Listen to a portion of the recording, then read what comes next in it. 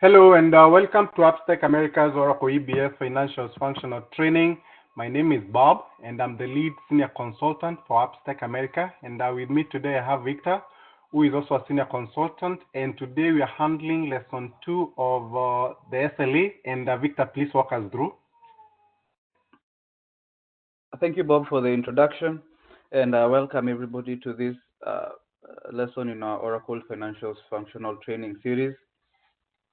As Bob said, we're going to continue with where we left from in our previous session on the subledger accounting module.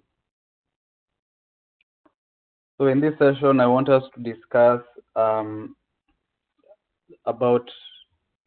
event entities, event class, and event types. And we're also going to talk about journal line definitions. So we are still talking about some of the components of the accounting method builder, the A and B that we introduced in our first lesson. And we want to see how all these entities relate to each other. So let's start with the event entities, event class, and event types.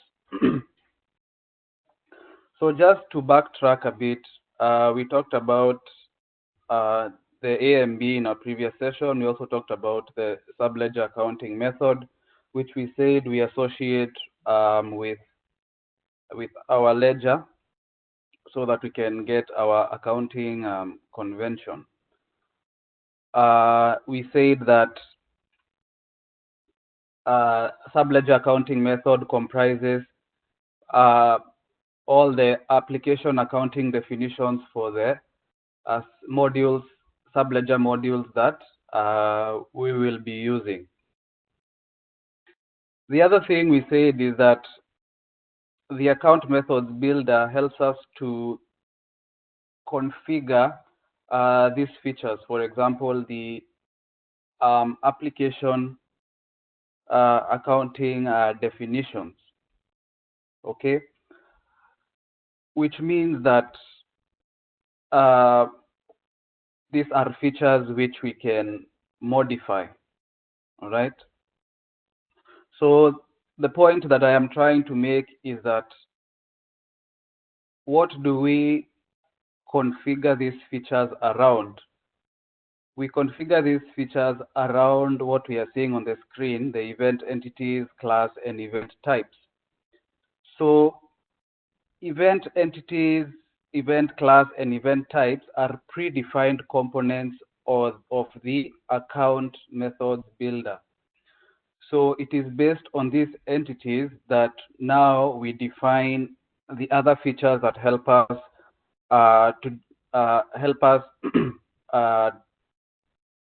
create accounting the way that we want the accounting to be created. So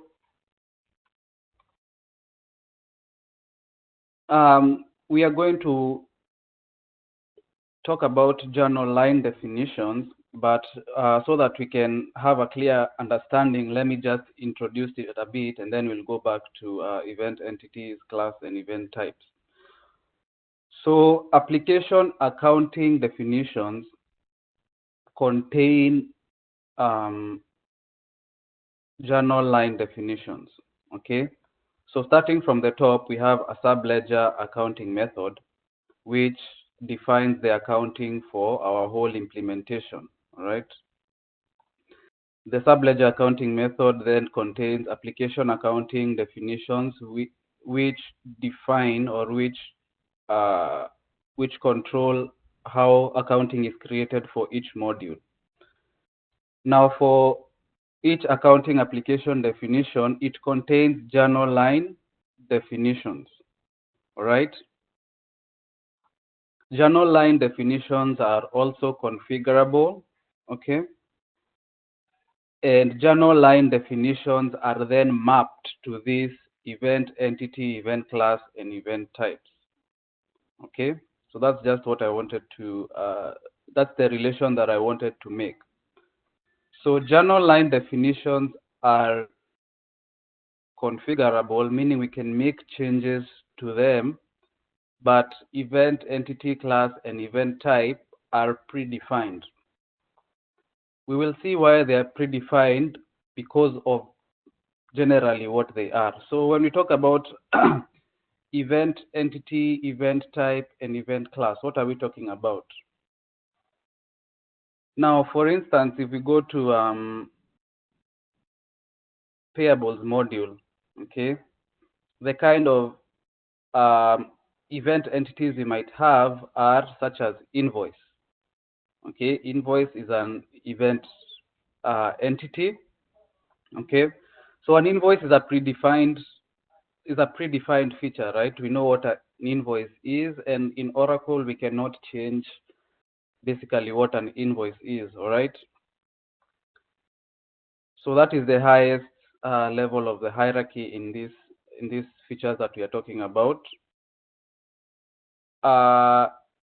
Under event entities, we are broken down into event classes. Okay, so for example, the invoice, we know we have different types of invoices. We can have a credit memo. We have talked about this. We can have a standard invoice. We can have debit memos. Okay, we can also have, what's the other, expense reports, stuff like that. The terminology might be a bit confusing, so maybe for better understanding, you can call this an entity class or something like that, because of course the event class falls under the event entity. So we have event entity, which contains different event classes or entity classes, if you want to call them that. And then these event classes are then broken down to event types. Okay. Now, what are event types? Event types are such as when you create an invoice, right? Or when you adjust an invoice. If it's another entity, such as a payment, okay, we might have payments, then you'll have types of payments. It can be maybe a prepayment, or it can be a refund, or it can be just a normal payment. The event type could be you have created that payment, or you've made that payment, or you've voided that payment, or you have applied the prepayment, right? When these event types occur, then accounting is created, correct? So we have seen this in action. For example, when we validate the invoice, we know that accounting is created. When we also cancel the invoice, we know that accounting will be created. So that is the definition of event types, event class, event entities, event class, and event types. To emphasize again, these are predefined components of the accounts method builder, and it is around these features that we go and configure the other configurable features in the SLA module. All right. And we are going to get a clearer picture now when we go to discuss the journal line definitions. So the thing to keep in mind about this is that these are predefined. You cannot modify these features. All right, the event entities, the event class, and the event type. So what you're going to configure is the kind of accounting that is created for each of these features. So what you can decide is how your accounting is created. For example, when an invoice is created, or how the accounting is created when a payment is made or when a payment is voided, how the accounting is created when you cancel an invoice. Okay, so these are the predefined components around which we can define how accounting is created by the SLA module. So now let us, with that understanding, let us move on to the journal line definitions. So let's go back to our hierarchy again.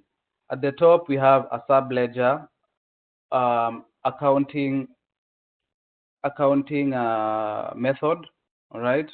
The subledger accounting method, which we assign to our ledger, defines how accounting is created for the whole setup or for the whole implementation.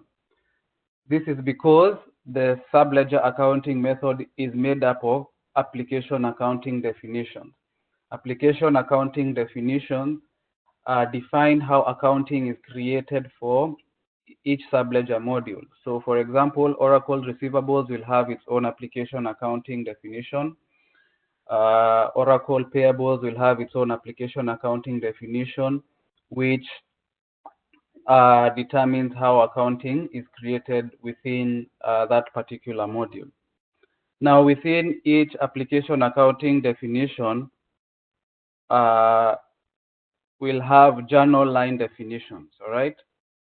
Now, what are journal line definitions? Journal line definitions, they contain journal entry setup components, okay? And these journal entry setup components are, for example, the journal line types, the journal entry descriptions, and the account derivation rules. For now, we just need to know what these components are. We are going to look at each one of them and what they affect or how we can configure them later. Okay, but basically they affect various components of the journals that are created when we create accounting. Okay, so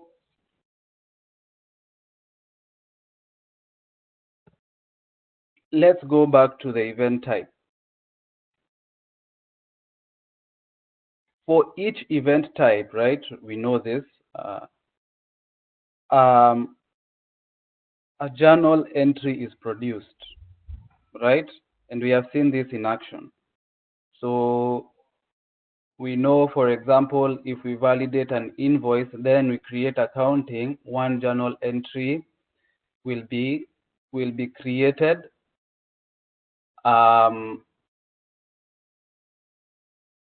One journal entry will be created for that event type. So for each event type, it is the journal line definition that is mapped to that event type that determines how the accounting will be created. All right.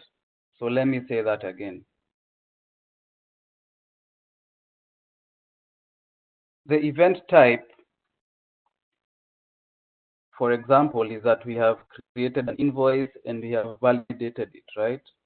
So that event type, when we create accounting, will create a journal entry.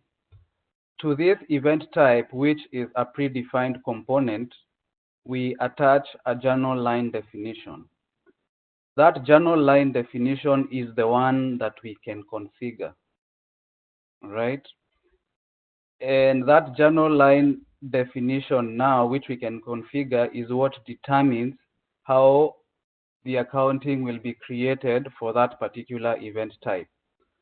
So whatever journal line definition, for example, is attached to the event type that is invoice creation, is the one that will determine what the journal entry that is created will look like.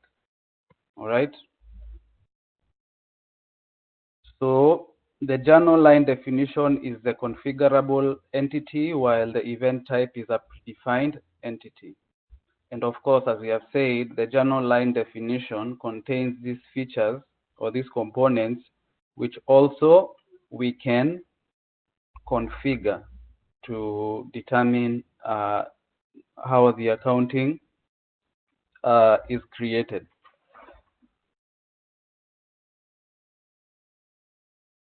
Now, this is a diagrammatic representation of the relation between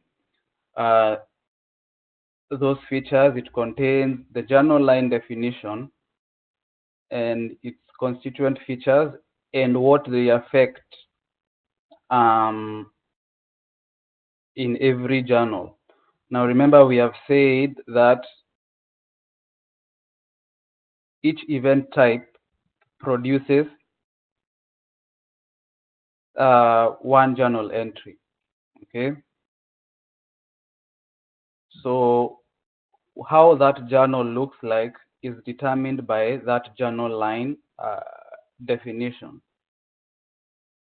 Journal line definition contains what? The journal line definition, it contains line types, okay? It also contains account derivation rules, and it also contains journal entry descriptions. Below here is a journal, and this shows what each of these features will affect in the journal, okay? So maybe forget the accounts here, but just focus on the concept. Now, the journal line definitions contains line types, account derivation rules, and journal entry description. The line type, what will it affect? For example, the line type will affect features such as the side of the line, right? So in a journal, the journal will contain one or more lines, two or more lines, okay? So the line type will determine what side that line in the lines in those journals belong to. Is it a debit side line, or is it a credit side line? Okay, that's not the only thing that the line type will determine. It also determines things such as the summarization level. Don't worry too much about what that means. We are going to see it when you're talking about line type specifically. So summarization level, it also determines the balance type. Is it an actual balance, or is it a budget balance, or something like that? Okay. Account derivation rules is pretty straightforward. It basically gives the rules of how the account combinations are obtained, okay? And you will see there are various ways you can configure this particular feature so that it produces this account combination, okay? The other feature is the journal entry description, which you can see it determines how the description in the journal lines are obtained or are produced. And the journal entry description determines the description in the journal lines and also in the journal headers, okay? And we will see that you can also configure this in various ways to determine what will be shown in the description. For example, in this demonstration of ours, the description is showing the name of the supplier, and it's also showing the invoice number. Okay, so if that's how you want the description to come out, you can configure that. Okay, so now let's go back all the way to the top. We have the subledger accounting method, which we attach to our ledger. Okay, subledger accounting method determines the accounting convention for the whole setup. Subledger accounting method comprises application accounting definitions,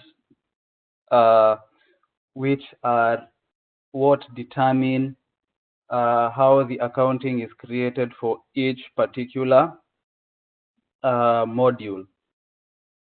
Application accounting definitions, they are comprised of journal line definitions. Okay, journal line definitions, they determine how the accounting is created for each journal entry. All right, and we know that a journal entry is produced for every event type. Example of an event type is, for example, creating an invoice, or creating a payment, or avoiding a payment. So if any of those events happen and we create accounting, a journal entry is created. All right, we know what a journal looks like and some of the features on the journal. A journal will have the lines. Those lines will contain account combinations. Those lines can either be a debit or a credit line.